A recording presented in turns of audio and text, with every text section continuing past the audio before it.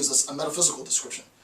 The truth of these pure philosophical cognitive abilities is found for Kant in an understanding of a priori claims, a priori truths. I described what that is. And then we made a distinction between those truths, a priori truths, from a posteriori truths, and the classic example for the a posteriori truth is a cat is on the mat. Okay, so that's pretty good.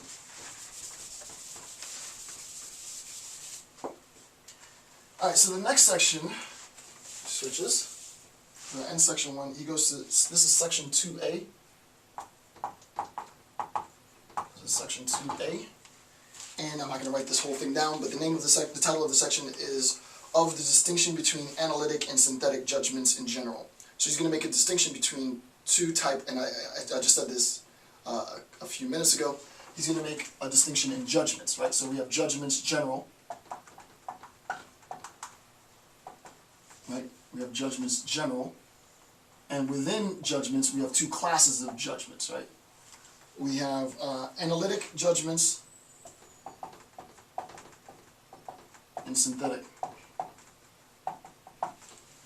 So judgments can be analytic or synthetic, and we're going to talk about sort of the distinction between analytic and synthetic and go into a little bit more detail, because actually I wanted to spend a little bit more time on this, because there's a part to the discussion of analytic and synthetic judgments that people don't really spend a lot of time on. Even in my discussion, my previous discussion on Immanuel Kant's relationship to David Hume and Hume's fork, I didn't even go into it.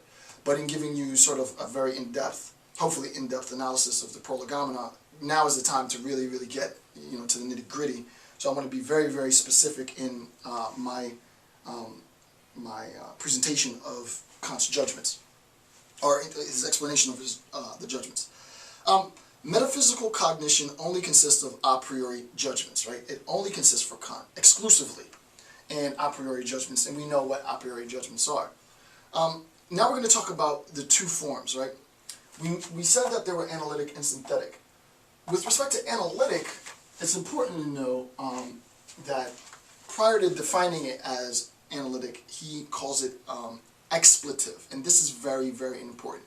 As we progress in our analysis of Immanuel Kant's Prolegomena, we'll see the role that expletive judgments or analytic judgments have in our ability to attain this pure, an understanding of this pure philosophical cognition, right? It's essential.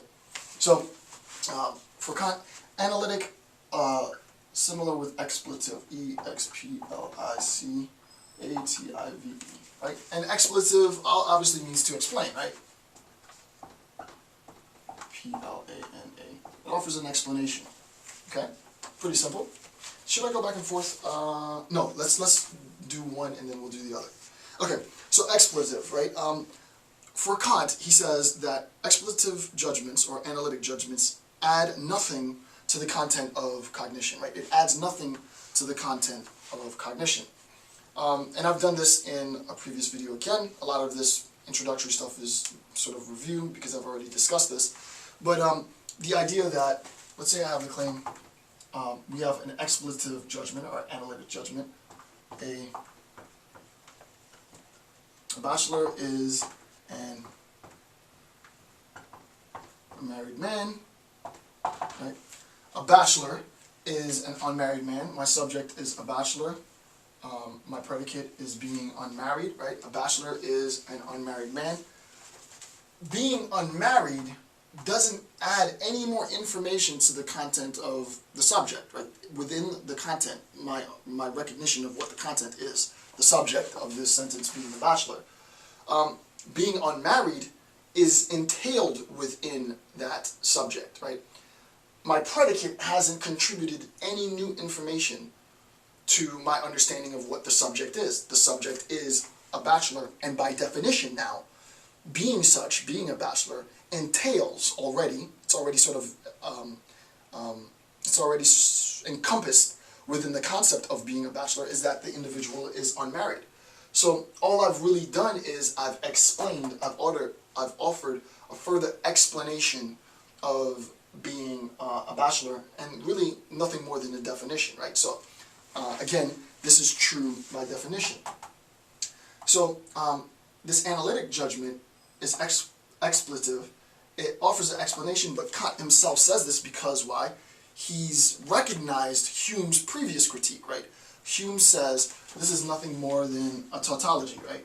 Hume says you're saying the same thing, and Kant agrees with Hume completely at this point, right? So Kant himself says, and this is sort of my interpretation of Kant. This is not a direct quote from Kant, but these explicative, these analytic judgments, they don't add anything to the content of cognition.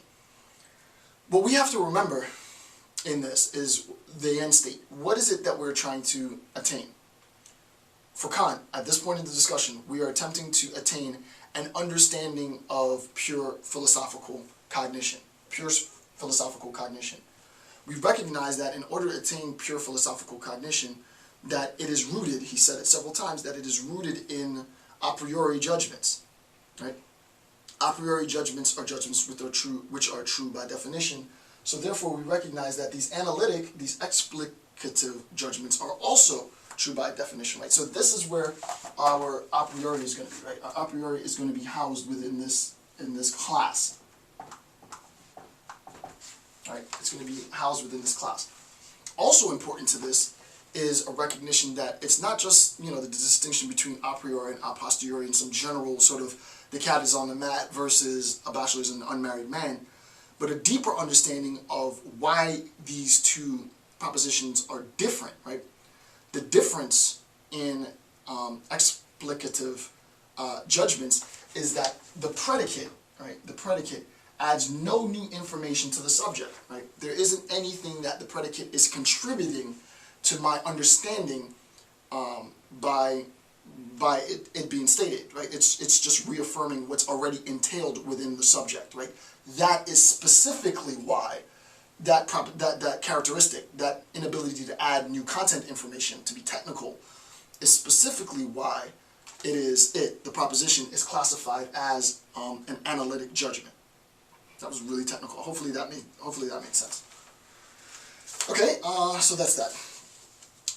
Again, offers no new additional content information for the subject within the predicate. So we've talked about that. I gave you the example of a bachelor being an unmarried man. The bachelor's a subject. The predicate is being unmarried. And no new content information is added to the subject from the predicate, right? Which is why explicitly it's categorized as an explicative judgment, right? Okay, so the next is a recognition of amplitive, right? A-M-P-L-I-A-T-I-V-E, synthetic. Right? So we can use explicative and analytic, or we can say that it is amplitive. A-M-P-I-L-A-T-I-V, or amplitive, right? And the question is, well, when we're talking about it being amplitive, what are we amplifying? What is being amplified? And you should have a sense of what specifically is being amplified in this, but I'll go a little slow. So when we're talking about amplitive or synthetic judgments, the predicate within the proposition, within the sentence, right? The predicate adds new content information to the subject, right? There is something that's being stated that adds information to the subject. And the example that he gives is some bodies have weight, right? So we'll look at that.